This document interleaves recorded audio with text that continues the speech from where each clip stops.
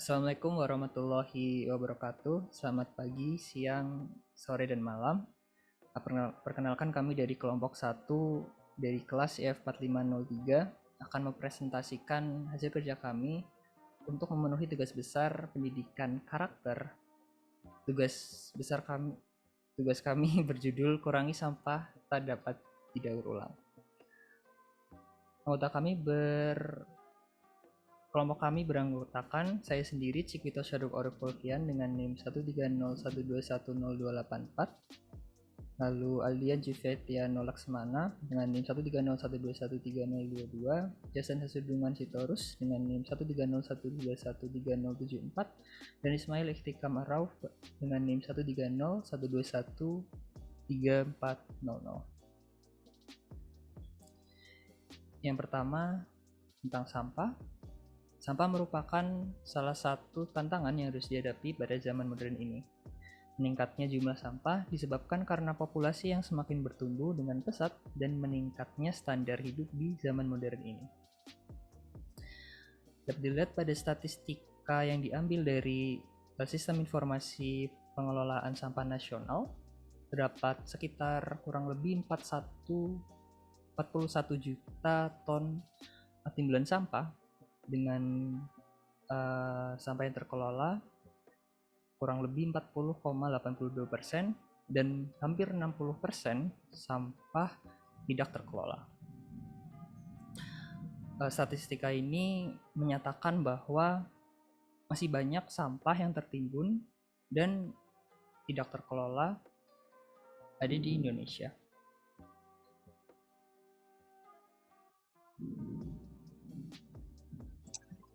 Selanjutnya grafik komposisi sampah. Grafik komposisi sampah dibagi menjadi dua, yaitu grafik yang berdasarkan jenis sampah dan grafik yang berdasarkan sumber sampah. Pertama itu komposisi sampah berdasarkan jenis sampah. Jenis sampah disumbang paling banyak itu dari sisa makanan masyarakat. Lalu komposisi sampah berdasarkan sumber sampah disumbang paling banyak dari limbah rumah tangga.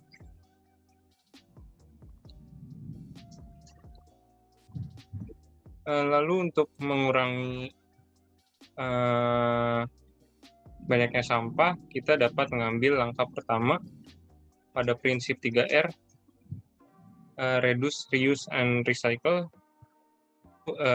Langkah pertamanya reduce, sebagai langkah preventif sebelum suatu produk menjadi sampah.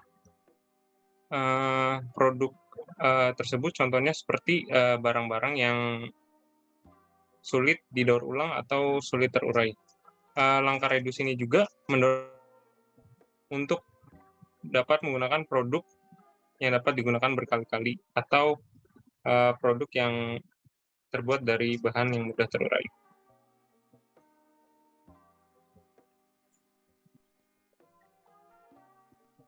Menurut World Health Organization atau WHO, sampah adalah barang yang berasal dari kegiatan manusia yang tidak lagi digunakan, baik tidak dipakai, tidak disenangi, ataupun yang dibuang. Maka dari itu, untuk mengurangi jumlah sampah, kita harus mulai menggunakan barang yang dapat terus digunakan dan tidak dibuang begitu saja. Selain itu, untuk barang sekali pakai, disarankan agar barang tersebut terurai tanpa mengeluarkan energi atau emisi yang membahayakan lingkungan.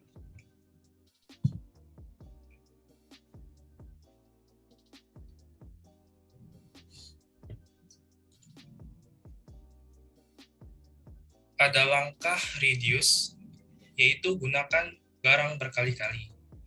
Bila diperhatikan, masih banyak masyarakat, khususnya Indonesia, masih lebih memilih untuk menggunakan barang sekali pakai. Contohnya adalah tas plastik. Padahal tote bag atau tas baju yang popularitasnya sedang naik ini dapat menjadi alternatif pengganti tas plastik. Dibandingkan dengan tas plastik, tote bag dapat digunakan berkali-kali, praktis untuk dibawa, dan tentunya tidak menciptakan sampah.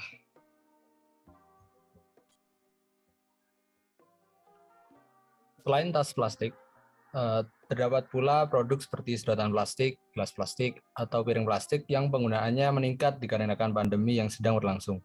Padahal pada zaman modern ini terdapat berbagai alternatif seperti sedotan dari stainless steel atau bahkan dari kertas agar lebih mudah terurai. Selain itu, terdapat pula gelas dari pati tanaman yang dapat terurai secara alami yang sedang dikembangkan di Inggris. Produk tersebut dapat menjadi terobosan untuk mengurangi jumlah sampah yang dapat merusak lingkungan.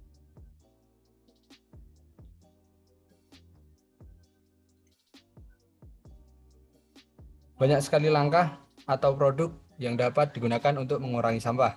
Hal terakhir yang dibutuhkan adalah kesadaran kita terhadap lingkungan sekitar. Apakah kita sanggup untuk melakukan hal kecil seperti membawa tas tote bag dari rumah untuk belanja atau meminta kepada penjual untuk tidak memasukkan sedotan plastik di minum pesanan kita?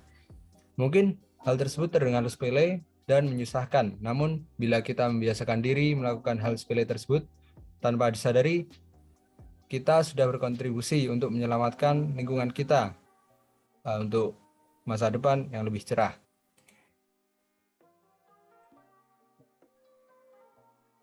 Mungkin